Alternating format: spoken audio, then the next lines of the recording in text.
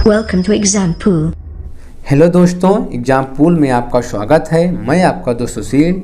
दोस्तों, आज हम आपके लिए जो वीडियो लाए हैं जनरल नॉलेज का लाए हैं, ठीक है। इससे पहले हम आपको कई वीडियो दे चुके हैं। भारत के प्रमुख शास्त्रीय एवं लोकनृत्य, भारत के प्रमुख है उत्सव, मेले एवं त्यौहार। और आज जो हमारा वीडियो है जनरल नॉलेज, जो जीके हैं, जो टेट और सुपर टेट में और इसके अलावा भी जो एग्ज़ाम होते हैं उसमें ये बहुत पूछे जाने की संभावना है, क्योंकि हम वही क्वेश्चन लाते हैं जो एग्ज़ाम में कई बार पूछे गए होते हैं और बहुत इंपॉर्टेंट होते हैं। तो ठीक है दोस्तों, यदि आप हमारे चैनल पहली बार आए हैं तो आप हमारे चैनल को सब्सक्राइब कर दीजिए, लाइक कर दीजिए। पहला प्रश्न है, पृथ्वी के सर्वाधिक निकट ग्रह कौन सा है, या पृथ्वी के सबसे नज़दीक ग्रह कौन सा है? तो कौन सा है? शुक्र है। शुक्र ग्रह जो है पृथ्वी के सबसे नज़दीक है। देखिए, इस समय सौरमंडल में कुल ग्रहों की संख्या कितनी है? 8 है। पूछता है कि वर्तमान समय में ग्रहों की संख्या कितनी है? वर्तमान समय में ग्रहों की संख्या कुल कितनी है? 8 है, ठीक है। और सूर्य क्या है? कई बार एग्जाम में पूछा गया है। तो सूर्य एक क्या है? सूर्य एक तारा है। इसको बहुत इंपॉर्टेंट है, ये बहुत बार एग्जाम में पूछा गया। सूर्य क्या है? आसन में दिया रहेगा, तारा है, ग्रह है, उपग्रह है, नक्षत्र है। तो सूर्य क्या है? सूर्य एक तारा है। अगला क्वेश्चन देखिए, दूसरा प्रश्न है, आत्मीय सभा। आत्मीय सभा के संस्थापक कौन हैं? तो आत्मीय जो सभा के संस्थापक हैं राजा राम मोहन राय। आत्मीय सभा के संस्थापक राजा राम मोहन राय हैं। और देखिए, जो संस्थापक हैं वेदांत कॉलेज, वेदांत कॉलेज संस्थापक कौन है? राजा राम मोहन राय हैं। ब्रह्म समाज के संस्थापक भी राजा राम मोहन राय हैं।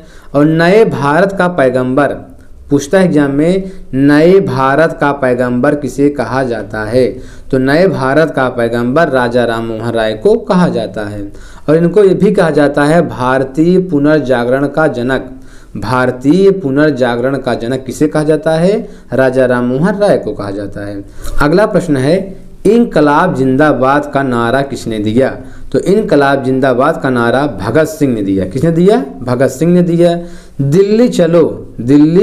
दिल्ली चलो का नारा किसने दिया? दिल्ली चलो का नारा सुभाष चंद्र बोस ने दिया। दिल्ली चलो का नारा सुभाष चंद्र बोस ने दिया। करो या मरो का नारा किसने दिया? महात्मा गांधी ने दिया। महात्मा गांधी जी ने करो या मरो का नारा दिया है। ये कई बार एग्जाम में पूछा है। भारत छोड़ो का जो नारा दिया था महात्मा गांधी ने दिया। और वेदों की ओर लौटो ये जो नारा दिया गया था स्वामी दयानंद सरस्वती के द्वारा दिया गया था, वेदों की ओर लौटो। और देखिए, और भी नारा है, तुम मुझे खून दो मैं तुम्हें आज़ादी दूंगा। यह नारा कौन लोग दिए थे? सुभाष चंद्र बोस ने दिए थे। और सारे जहां से अच्छा हिंदोसिता हमारा, ये किसका नारा है? इकबाल का है। और देखिए, सरफरोशी की तमन्ना अब हमारे दिल में है, यह नारा किसने दिया था? राम प्रसाद बिस्मिल ने दिया था। देखिए, जितने नारा आपको बताएं उसको आप नोट कर लीजिए, ये किसी न किसी परीक्षा में पूछे गए हैं। अगला प्रश्न देखिए, जो चौथा प्रश्न है, देखिए यहाँ पे जो थोड़ा मिस्टेक हुआ है, यहाँ पे पहले तीनों है, तीनों। तो प्रश्न बनेगा, तीनों गोलमेज सम्मेलन में भाग लेने वाले भारतीय नेता कौन थे? तो तीनों गोलमेज सम्मेलन में जो भाग लेने वाले भारतीय नेता थे डॉक्टर भीमराव अंबेडकर थे। डॉक्टर भीमराव अंबेडकर तीनों गोलमेज सम्मेलन में भाग लिया था। देखिए, जो प्रथम गोलमेज सम्मेलन हुआ था 1930 में।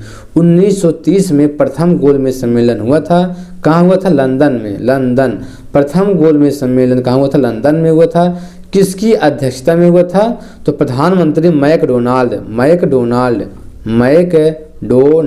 की अध्यक्षता में जो है प्रथम गोलमेज सम्मेलन हुआ था। और जो दूसरा गोलमेज सम्मेलन हुआ था 1931 में हुआ था। 1931 में दूसरा गोलमेज सम्मेलन हुआ था। और तीसरा जो गोलमेज सम्मेलन हुआ था 1932 में हुआ था। तो इस तरह प्रथम गोलमेज सम्मेलन 1930, दूसरा जो गोलमेज सम्मेलन हुआ था 1931 में हुआ था, और तीसरा जो गोलमेज सम्मेलन हुआ था 1932 में हुआ था। अगला प्रश्न देखिए है, आर्य समाज। आर्य समाज के संस्थापक कौन हैं? तो आर्य समाज के संस्थापक दयानंद सरस्वती हैं। आर्य समाज के संस्थापक कौन है? तो आर्य समाज के संस्थापक दयानंद सरस्वती हैं। अगला प्रश्न देखिए, सुनामी किस भाषा का शब्द है? सुनामी किस भाषा का शब्द है? सुनामी जापानी भाषा है। सुनामी कैसी भाषा है? जापानी भाषा है। अगला क्वेश्चन देखिए, जनसंख्या नियंत्रण व परिवार को किस सूची में रखा गया है? तो जनसंख्या नियंत्रण व परिवार को समवर्ती सूची में रखा गया है। देखिए दोस्तों, हम आपको इस क्वेश्चन से कुछ फैक्ट आपको बता दें। ये जो सूची है, समवर्ती सूची, सबसे पहले आप समझिए कि सूची वर्तमान में कितनी है। तो जो सूचियों का उल्लेख, सूची तो 3 है, संघ सूची, राज्य सूची, समवर्ती सूची। लेकिन अगर आपसे पूछ ले कि सूचियों का वर्णन किस अनुसूची में है, तो जो सूचियों का वर्णन है 7वीं अनुसूची में है। किसमें? 7वीं अनुसूची में। और सूची कितनी है? सूची 3 है, संघ सूची, राज्य सूची, समवर्ती सूची। और सूचियों का वर्णन किस अनुसूची में है? 7वीं अनुसूची में है। देखिए, जब हमारा संविधान बनकर तैयार हुआ था उस समय कितनी अनुसूची थी? 8 अनुसूची थी। जब हमारा संविधान बनकर तैयार हुआ था उस समय 8 थी। वर्तमान समय में 12 अनुसूची है। कितना है? 12 अनुसूची है। और जो सूचियों का उल्लेख है किस अनुसूची में है? 7वीं अनुसूची में है। ठीक है। और देखिए, और आपको बता दें समवर्ती सूची में क्या क्या रखा गया है। तो समवर्ती सूची में आपका शिक्षा को किस सूची में रखा गया है? समवर्ती सूची में रखा गया है। स्वास्थ्य, कारखाने, स्वास्थ्य को भी समवर्ती सूची में रखा गया है। कारखाने को भी समवर्ती सूची में रखा गया है। चुनाव को भी समवर्ती सूची में रखा गया है। सड़क परिवहन को भी समवर्ती सूची में रखा गया है। वन व जंगल को भी समवर्ती सूची में रखा गया है। ठीक है। अगला प्रश्न देखिए, एशियाटिक सोसाइटी के संस्थापक कौन हैं? तो एशियाटिक सोसाइटी के संस्थापक जो हैं विलियम जोन्स हैं। अगला क्वेश्चन देखिए, जो 9वां प्रश्न है, कृषि को किस सूची में रखा गया है? तो कृषि को राज्य सूची में रखा गया है। देखिए, आपको ऊपर बताया था कि सूची 3 होती है, संघ सूची, राज्य सूची, समवर्ती सूची। और तो कृषि को किस सूची में रखा गया है? कृषि को राज्य सूची में रखा गया है। देखिए, जो राज्य सूची में विषय हैं सिंचाई, आप इसको सब नोट कर लीजिए। सिंचाई को राज्य सूची में रखा गया है। पुलिस को भी राज्य सूची में रखा गया है। सिंचाई और पुलिस को राज्य सूची में रखा गया है। इसके अलावा जेल है, जेल को भी राज्य सूची में रखा गया है। पंचायती राज उसको भी राज्य सूची में रखा गया है। और जिला अस्पताल होता है, जिला अस्पताल को भी राज्य सूची में रखा गया है। अगला क्वेश्चन देखिए, जो 10वां प्रश्न है, वह कौन सा महाद्वीप है? ध्यान से पढ़िए, वह कौन सा महाद्वीप है जहां एक भी ज्वालामुखी नहीं है? कौन सा महाद्वीप है? ऑस्ट्रेलिया महाद्वीप। ऑस्ट्रेलिया महाद्वीप में एक भी ज्वालामुखी नहीं है। ठीक है दोस्तों, आप जो है हमारे वीडियो को लाइक कर दीजिए और देखते भी रहिए और लाइक करते भी रहिए और शेयर भी करते रहिए। ठीक है दोस्तों, अगला प्रश्न देखते हैं हम। तो ये हमारा जो प्रश्न है, डाक सेवा तथा वायु परिवहन को किस सूची में रखा गया है? तो डाक सेवा तथा वायु परिवहन को संघ सूची में रखा गया है। तो अब देखिए, हम देखते हैं कि संघ सूची में कौन कौन विषय आते हैं। तो संघ सूची में आपका रेल परिवहन किस सूची में आता है? संघ सूची में आता है। वायु परिवहन संघ सूची में आता है। जनगणना संघ सूची में आता है। डाक सेवा ये भी जो है संघ सूची में आता है। संचार भी जो है संघ सूची में आता है। मुद्रा भी संघ सूची में आता है। बैंकिंग भी संघ सूची में आता है। सुरक्षा भी संघ सूची में आता है। और विदेश ऋण, जो विदेशों से ऋण लिया जाता है, वो भी संघ सूची में आता है। अगला क्वेश्चन देखिए, देश के एकमात्र किस राज्य की राजभाषा अंग्रेजी है? बहुत इंपॉर्टेंट है ये।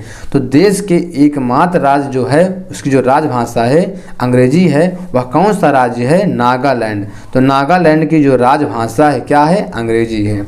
अगला प्रश्न देखिए, 13वां प्रश्न है, ज्वालामुखी के कप आकार के मुख को क्या कहते हैं? तो ज्वालामुखी के कप के आकार के मुख को क्रेटर कहते हैं। क्रेटर, ये कई बार एग्जाम में पूछा गया है। तो ज्वालामुखी के कप के आकार के मुख को क्या कहते हैं? क्रेटर कहते हैं। अगला क्वेश्चन देखिए, राकीज, आल्प्स, एंडीज, एटलस, हिमालय किस प्रकार के पर्वत हैं? वेरी वेरी इंपॉर्टेंट है, कई बार पूछा एग्जाम में। तो Rockies, Alps, Andes, Atlas, Himalaya किस प्रकार के पर्वत हैं? वलित पर्वत हैं, ठीक है। जैसे अगर आपसे पूछे अरावली पर्वत, अरावली जो पर्वत है, अरावली जो पर्वत है अवशिष्ट पर्वत है, अवशिष्ट। ये पूछ ले कि जैसे आपको यहाँ पूछा है कि रॉकीज, आल्प्स, एंडीज किस प्रकार का पर्वत है, तो ये वलित पर्वत है। उसी तरह पूछ ले अरावली जो पर्वत है किस प्रकार की पर्वत है? अवशिष्ट पर्वत है, ठीक है। और अगला प्रश्न देखते हैं, दार्जिलिंग कहाँ स्थित है? तो दार्जिलिंग कहाँ स्थित है? पश्चिम बंगाल में। दार्जिलिंग कहाँ है? पश्चिम बंगाल में। अगला देखिए, फोर्ट विलियम कहाँ है? फोर्ट विलियम कहाँ स्थित है? फोर्ट विलियम कोलकाता में स्थित है। फोर्ट विलियम कहाँ है? कोलकाता में है। अगला प्रश्न देखिए, एफिल टावर कहाँ स्थित है? तो जो एफिल टावर स्थित है पेरिस में। कहाँ है? पेरिस में। कई बार एग्जाम पूछा गया एफिल टावर के बारे में। तो एफिल टावर कहाँ है? पेरिस में स्थित है। और देखिए जो आपका 18वां क्वेश्चन है, इंदिरा गांधी राष्ट्रीय मुक्त विश्वविद्यालय की स्थापना कब हुई? तो इंदिरा गांधी जो राष्ट्रीय मुक्त विश्वविद्यालय है उसकी जो स्थापना हुई है 1985 में हुई है। और देखिए जो 19वां प्रश्न है, किस भाषा को देवभाषा कहा जाता है? तो किस भाषा को देवभाषा कहा जाता है? संस्कृत को कहा जाता है। किस भाषा को, इसे पूछता है, कभी कभी पूछ लेता है संस्कृत है, तो संस्कृत क्या है? संस्कृत एक देवभाषा है। ये भी पूछ सकता है किस भाषा को देवभाषा कहा जाता है? तो संस्कृत को जो है देवभाषा कहा जाता है। अगला क्वेश्चन है, डोगरी भाषा मुख्य रूप से कहाँ बोली जाती है? तो डोगरी भाषा मुख्य रूप से जम्मू कश्मीर राज्य में बोली जाती है। ये भी बहुत इंपॉर्टेंट है। तो ठीक है दोस्तों, इस तरह हमारा वीडियो कंप्लीट हुआ। और यदि आप हमारे चैनल में पहली बार आए हैं तो ज़रूर आप हमारे चैनल को सब्सक्राइब करके जाइएगा और लाइक कर दीजिए, जिससे कि जब हम वीडियो डालें तो सबसे पहले नोटिफिकेशन आपके पास पहुंच सके। तो ठीक है दोस्तों, आज के लिए इतना ही।